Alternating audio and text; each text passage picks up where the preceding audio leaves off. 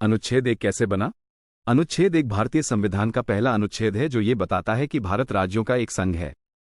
लेकिन ये सोचना कि यह एक दिन में या किसी एक व्यक्ति के द्वारा लिख दिया गया था, गलत होगा। इसके बनने में कई लोगों का योगदान रहा और एक लंबी प्रक्रिया हुई। अनुच्छेद एक के बनने की प्रक्रिया। 1. संविधान सभा का गठन। भारत की आजादी के बाद एक संविधान सभा का गठन किया गया।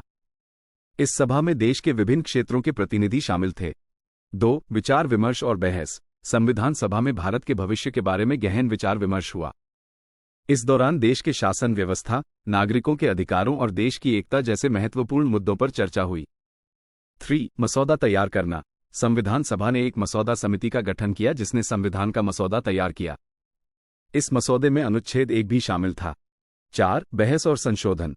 मसौदे पर संविधान सभा में विस्तृत बहस हुई और इसमें कई संशोधन किए गए। 5. अंतिम रूप।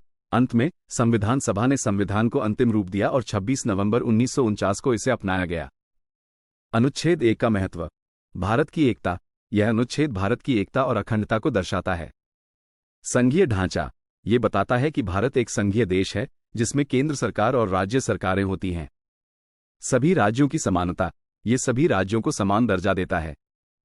संक्षेप में, अनुच्छेद एक कई लोगों के विचारों और प्रयासों का परिणाम है। ये भारत के संविधान का आधार है और देश की एकता और अखंडता के लिए बहुत महत्वपूर्ण है। क्या आप अनुच्छेद एक के बारे में और जानना चाहते हैं?